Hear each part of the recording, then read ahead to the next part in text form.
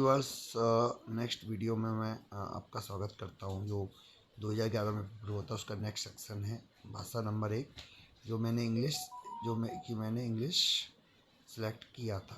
अतः इंग्लिश के question number 31 से 30 क्वेश्चन रहेंगे। 31 से 60, 1 से 30 में चाइल्ड डेवलपमेंट पेडागोगी हो गया। इसके बाद नेक्स्ट इस वीडियो में क्वेश्चन नंबर 31 से 60 तक रहेगा। Then so on. इंग्लिश के बाद भाषा number 2 Hindi.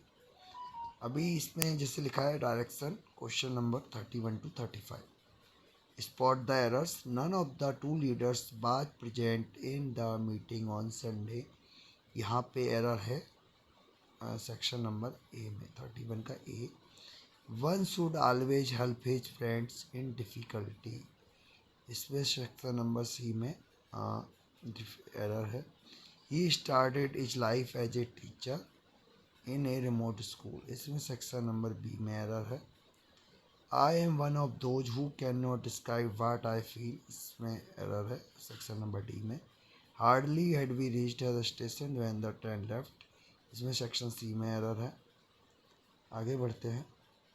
Fill in the blanks, question number 36 to 40। Fill in the blanks। यहाँ पे क्या है कि हाँ, you can't catch me I, fill in the blank comma, fill in the blank I. ठीक है, यहाँ पे एक्चुअली में क्वेश्चन टैग यूज हुआ है, कुछ सेट फ्लिप, तो इसका आंसर है I can comma can't I. ठीक है, बी सी आंसर है। 6 pence as the name of, fill in the blank coin as a plural 6 pences. तो इसका आंसर है ए।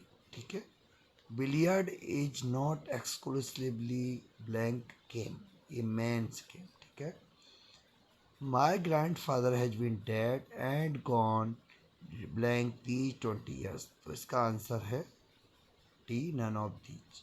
क्वेश्चन नंबर 40 है, blank is the only encyclopedia that is always up to date. इसका answer है Chambers. ठीक है, B answer है। आगे बढ़े, क्वेश्चन नंबर 41 टू 48। इसमें क्या है कि एक पैसेज दिया हुआ है 41 टू 48 में।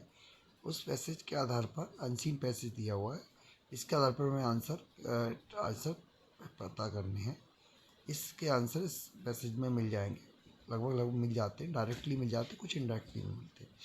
ए man may usually be known by the books he reads as well as by the company he keeps. For there is a companionship of books as well as of men, and one should always live in the best company, whether it be of books or of men. A good look may be among the best of friends. It is the same today that it always was, and it will never change. It is the most patient and cheerful of companions. It does not turn its back upon us in times of adversity or distress. It always receives us with the same kindness, amusing and interesting us in youth, comforting and consoling us in age. According to the writer, a man may actually be known by the books he reads because his selection of books generally reveals his temperament and character. ठीक है,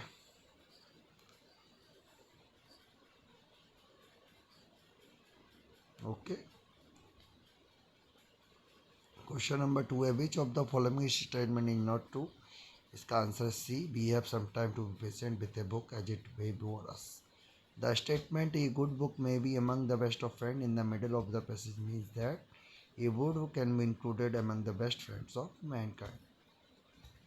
Question number 44, which of the following is opposite meaning to the word adversity occurring in the passage। adversity का opposite meaning है prosperity। ठीक है, which one of the following would be the most suitable title for the passage। books as men's abiding friends। ठीक है, cheerful means happy, good, sad, none of these। cheerful means happy। adversity means difficulties। and a good book, इसका answer है D, both B and C. 49 direction question for 49 to 55. Read the following passage carefully and answer the questions given below. Throughout recorded history, India was celebrated for her fine textiles, her muslins, and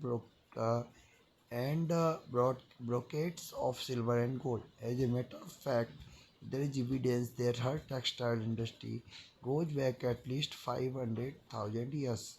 For Indian muslins were found wrapped around mummies in Egyptian pyramids dating back to 3000 BC. The ancient Indian iron and steel industry was equally famous. The well-known Damascus steel for swords and armor used in corsets came from India.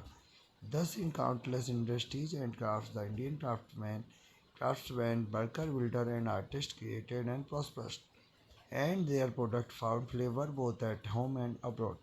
And then political disintegration and foreign conquest closed the long golden chapter of India's investment and creative achievement.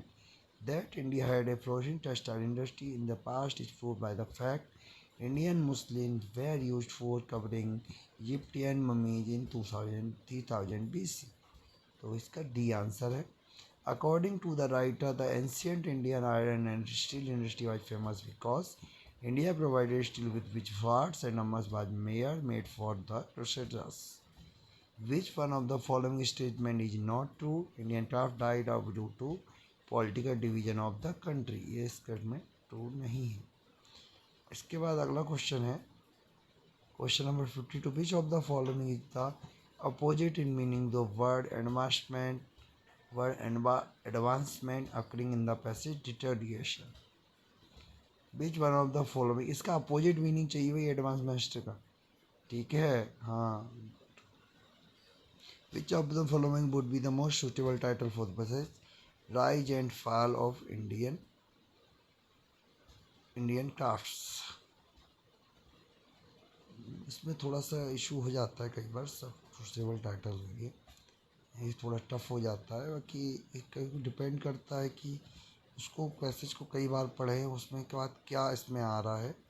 यदि सब कुछ आ रहा है कि textile आ रहा है, worker builders आ रहा है, इंडियन क्राफ्ट्स आ रहा है ना, तो इसीलिए इसका आंसर यही होगा. ठीक है, आगे है mummy means a body of human being modified for plural. बिल्कुल सही बात है. ये पिरामिड है 3 और मोर साइड्स. ओके, बिल्कुल right. Question number direction question number 56 to 60. In the following pages some of the words have been left out. Fill in the blanks with the help of the alternate given against each question.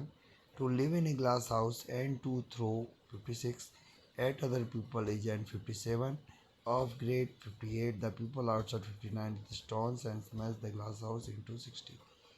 66 का है stones, 57 का act C, 58 का B और C. B ज़्यादा सही है. 59 का A build रिटेलिबल और 60 का C पीसेस.